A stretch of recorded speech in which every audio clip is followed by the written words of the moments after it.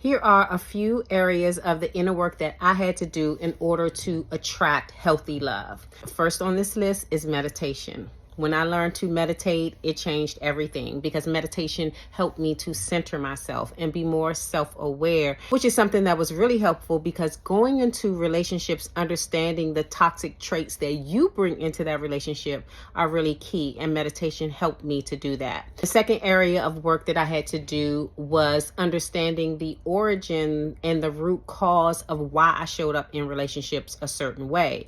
And this is kind of connected to the meditation because the meditation led me to understand the origins, which was rooted for me in anxious attachment.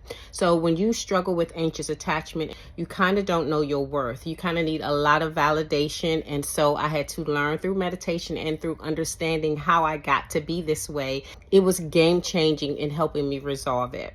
The third area of work that I had to do was learning self-acceptance. And this is really important, especially for someone who struggles with anxious attachment, because one of the traits of anxious attachment is proving your worth. You don't really understand that you have intrinsic value when you struggle with anxious attachment because it's attached to you not getting the validation and love and support you needed as a child. So when you grow up to be an adult, you still strive to prove your worth. And this means you wear the mask of the good girl, which also means that you want to be perfect because you believe that perfection is how you are loved. When you do everything right, when you cross all the T's and dot the I's, that's when you are worthy of love because, again, you're not aware of your intrinsic value. So meditation led me to understanding the root cause of my anxious attachment and why I showed up in relationships a certain way, but it also led me to self-acceptance, learning to accept myself, flaws and all, knowing that I would never be perfect and I am perfect just the way I am.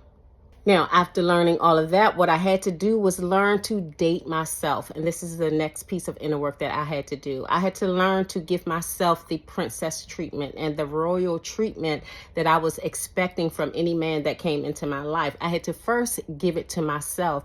And so I had to treat myself as if I was valuable and worthy and worth every effort, so I would stop accepting bare minimum crumbs that I was used to accepting in relationships.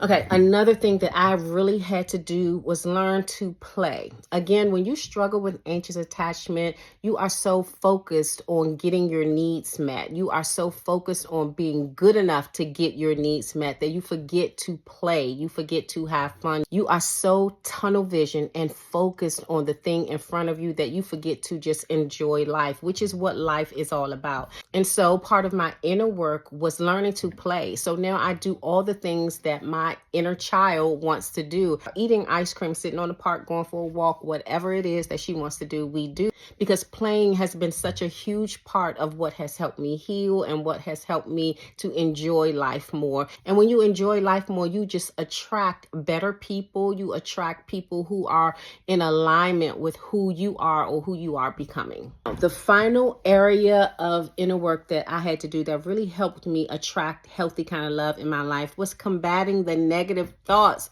that you are constantly bombarded with as you go on a healing journey.